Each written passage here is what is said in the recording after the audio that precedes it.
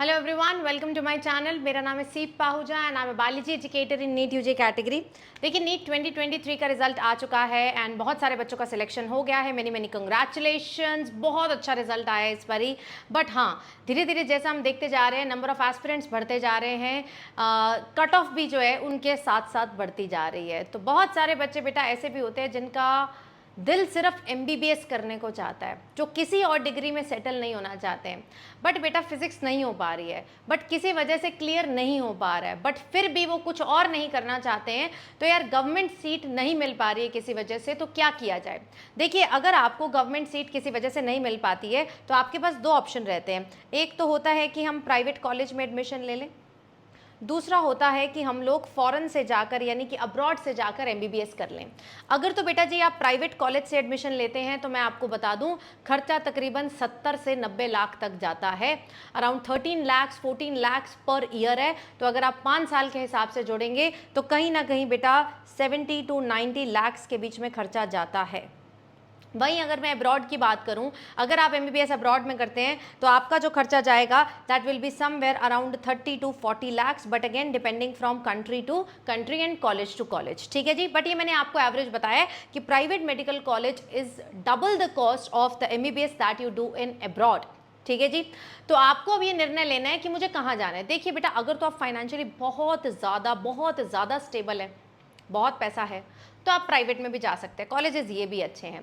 But बेटा अगर आप चाहते हैं कि आपके पेरेंट्स पर ज़्यादा बोझ ना आए, ज़्यादा आपको लोन अमाउंट भी ना लेना पड़े और एक तरीके से एक डिसेंट अमाउंट में हमारी एमबीबीएस हो जाए, तो बेटा आपको सोचना चाहिए एमबीबीएस अब्रॉड। बट बेटा एमबीबीएस अब्रॉड के बारे में कुछ आज मैं ऐसी चीज़ें बताने वाली हूँ जो एक्चुअल गाइडलाइंस हैं एनएमसी के द्वारा दी गई। बहुत सारे कंसल्टेंट अगर आप इधर उधर जाएंगे तो आपको वो चीज़ें नहीं बताते हैं, आपको वो जाकर वहाँ जाकर पता चलती है, एमबीबीएस करके पता चलते हैं कि यार हम तो एलिजिबल ही नहीं थे या वट एवर इज कुछ बेटा ऐसे क्लॉजेस है जो छुपाए जाते हैं। तो आज मैं आपको अपना ऑनेस्ट ओपिनियन देने वाली हूँ कि एमबीबीएस अब्रॉड करा जाए या नहीं करा जाए। दूसरी चीज, अगर करा जाए तो क्या क्या एनएमसी के द्वारा गाइडलाइंस है कि आप वापस इंडिया में आकर प्रैक्टिस कर पाए, क्योंकि अल्टीमेट एम तो यही है ना बेटा। अगर आप एमबीबीएस अब्रॉड कर रहे हैं तो आप कभी ना कभी इंडिया आना चाहेंगे मे बी, तो अगर आप आना चाहेंगे तो आपके पास ऑप्शन होना चाहिए इंडिया में भी प्रैक्टिस करने का।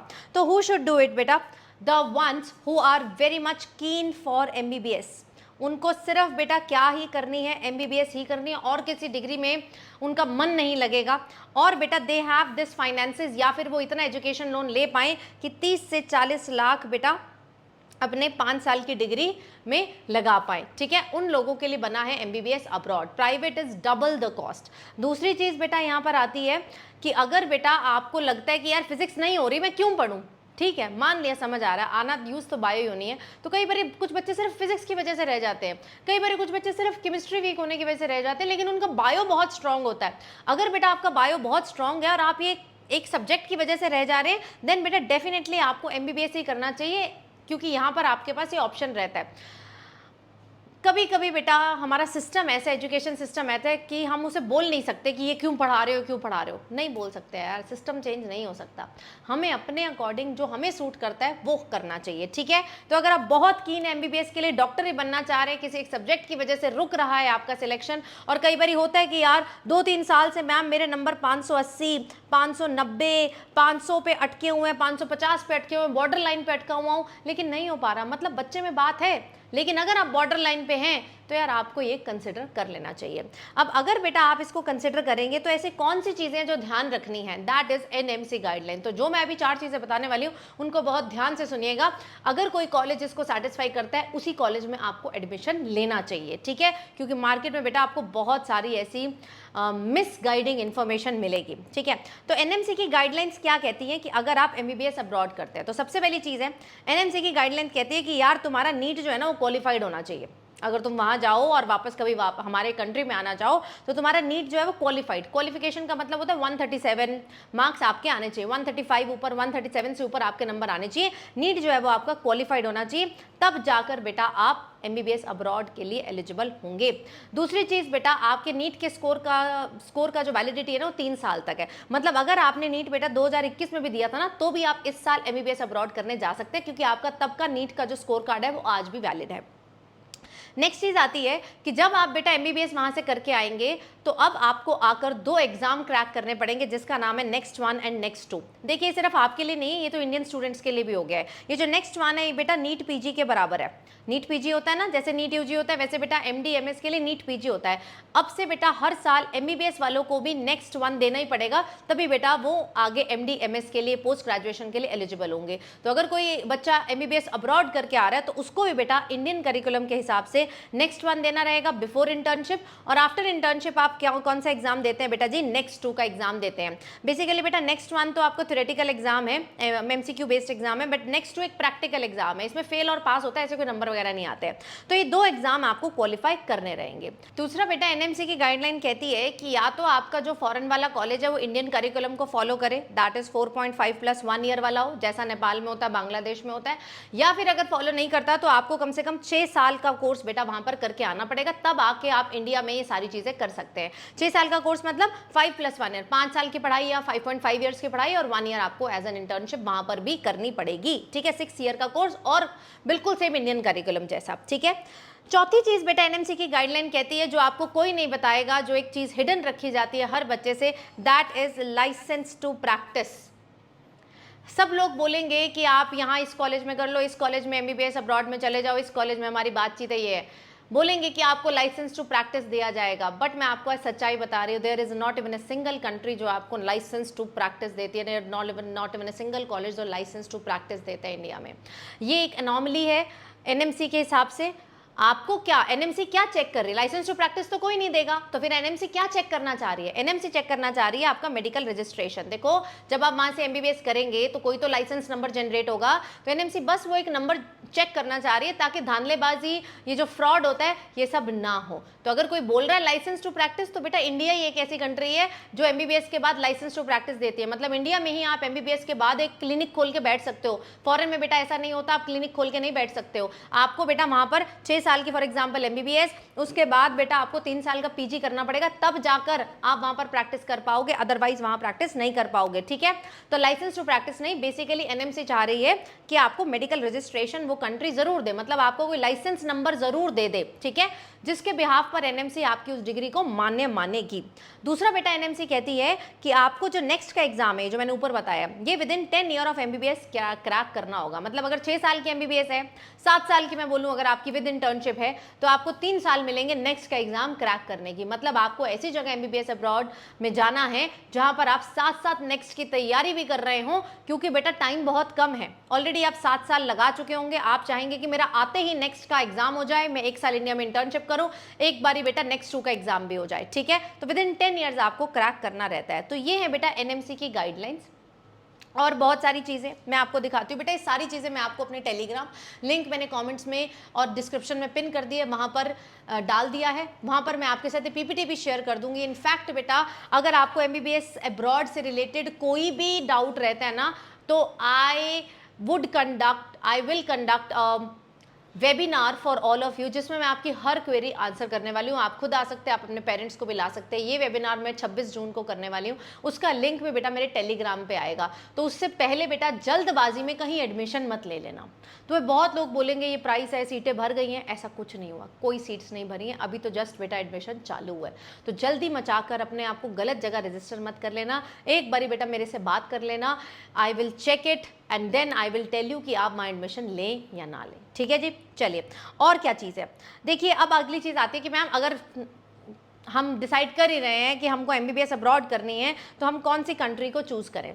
देखिए कंट्री आप वो चूज़ करेंगे जहाँ का कल्चर अच्छा हो, है ना, अच्छी टाइप के लोग रहते हों, जो कंट्री बेटा स्टेबल है, वॉर वगैरह जैसी सिचुएशन ना हो। जैसे रशिया में बेटा कभी वॉर जैसी सिचुएशन आ जाती है, बेचारे यूक्रेन के साथ भी पिछले साल ऐसा होगा। तो कल्चर अच्छा हो, स्टेबिलिटी हो वहाँ पर, ठीक है। करिकुलम जो है वो सिमिलर टू इंडिया हमें मिल जाए। अब देखिए मैं आपको सच्चाई बताऊँ, there are very few countries जो कि इंडिया के सिमिलर करिकुलम देती है। सिर्फ सिमिलर करिकुलम का मतलब होता है 4.5 प्लस 1, जैसे अपने यहाँ पर होता है, ठीक है। वो कंट्री कौन सी है? Nepal, Bangladesh and Mauritius. But ये तीनों कंट्रीज बहुत ज़्यादा कॉस्टली हैं, बहुत ज़्यादा कॉस्टली हैं, इसीलिए आदमी यहाँ पर जनरली जाता नहीं है। तो मैम क्या करें? इससे अच्छा फिर हम प्राइवेट मेडिकल कॉलेज में कर रहे हैं, हम अब्रॉड में ऐसी जगह ढूंढना चाहते हैं जो एनएमसी की गाइडलाइंस में भी आ जाए और बेटा करिकुलम भी किसी तरीके से सिमिलर आ जाए। तो बेटा आपको रुख करना चाहिए यूरोपियन कंट्रीज की तरफ। यूरोपियन कंट्रीज जैसे कि जॉर्जिया, वहां पर क्या सीन है? 6+1 ईयर्स का बेटा एमबीबीएस रहेगा वहां पर, ठीक है। थोड़ा सा आपको समय जरूर ज्यादा लग रहा है, 1.5 साल नो डाउट आपका इंडियन करिकुलम के हिसाब से ज्यादा लग रहा है, बट जो वहां आपकी कॉस्टिंग आती है वो बेटा 30 to 40 lakhs आती है, which is far less than your private medical college, which is far less than your Nepal Bangladesh. देखिए जाना चाहें अगर आप अफोर्ड कर सकते हैं तो बिल्कुल नेपाल बांग्लादेश जाइए। थोड़ा सा बेटा वहां पर रीजन, इस जगह पर रीजन बैरियर भी आता है, राइट। तो अगर आप जाना चाहते हैं, अफोर्ड कर सकते हैं तो वेरी गुड, लेकिन अगर आप एक अफोर्डेबल कॉस्ट में एक बड़ी एमबीबीएस चाह रहे हैं तो 1.5 साल बेटा आपका ज्यादा लगेगा, तो आप यूरोपियन कंट्रीज की तरफ जा सकते हैं, ठीक है जी। वन ऑफ द कंट्री बेटा जो एक अच्छा मेडिकल कॉलेज जहां पर मैंने फिगर आउट किया है दैट इज जॉर्जिया। जॉर्जिया बेटा मैं खुद भी जाने वाली हूँ, मैं खुद आपको कॉलेज दिखाऊंगी, तो आप एक ट्रस्ट के साथ इस कॉलेज में जा सकते हैं। अगर आप इसके बारे में और इन्फॉर्मेशन चाहते हैं तो मैंने बेटा डिस्क्रिप्शन में एक गूगल फॉर्म दिया है, आपको किसी भी कंट्री के बारे में पूछना है। देखो कंट्रीज तो बहुत हैं, लेकिन मेरे को अभी जितनी जानकारी मैंने आपको उतना बता दिया है, ठीक है। कंट्रीज बहुत हैं, राइट। तो मैंने एक नीचे गूगल फॉर्म दिया हुआ है, उस गूगल फॉर्म को बेटा जी फिल कर देना, मुझे पता चल जाएगा, मेरी टीम को मिल जाएंगे वो सारी queries and I will answer them all in a webinar that I will conduct on 26 जून, ठीक है। मैं वेबिनार का लिंक बेटा अपने टेलीग्राम चैनल सीप पाहुजा बायोलॉजी ऑफिशियल पर दूंगी, जिसका लिंक मैंने डिस्क्रिप्शन बॉक्स में और कमेंट्स में पिन कर दिया है, तो वहां पर जाकर आप देख सकते हैं। प्लस बेटा मैं आपको यहाँ पर कुछ और चीज़ें बताना चाहती हूँ कि यार अब्रॉड तुम किस लिए चूज करते हो। पूरा बेटा मैंने जो आपको बताया है, मैंने एक पीपीटी की फॉर्म में जो आप अपने पेरेंट्स को दिखा सकते हैं, इसीलिए मैंने इसको अरेंज कर दिया है so that you can show. ये भी मैं आपको अपने टेलीग्राम चैनल पर ही शेयर कर दूंगी, ठीक है जी। Yes right. अब यार बहुत सारी कंट्रीज है, जैसे मैंने आप बांग्लादेश के बारे में बताया है, जॉर्जिया के बारे में बताया है, एंड बेटा मालदोवा के बारे में बताया है, साइबेरिया के बारे में, नेपाल के बारे में बेटा जी आपको यहाँ पर बताया है, रशिया के बारे में बताया। कंट्री चूज करना बेटा आपकी इच्छा पर निर्भर करता है, लेकिन बस एक चीज़ ज़रूर चेक कर लीजिएगा कि वो एनएमसी की गाइडलाइंस को ज़रूर फॉलो करता हो। आपको नेक्स्ट 1 और नेक्स्ट 2 देना ही रहता है, तो ऐसी कॉलेज में एडमिशन लीजिएगा जहाँ पर बेटा आपको सपोर्ट मिल जाए, या तो इंडियन करिकुलम हो या फिर आपको इंडियन करिकुलम के हिसाब से पढ़ाया जाए। तभी मैंने आपको बेटा यहाँ पर बताया यूरोपियन कंट्री में जॉर्जिया में एक ऐसा कॉलेज है जहाँ पर इंडियन करिकुलम के हिसाब से बेटा आपको पढ़ाया जाएगा।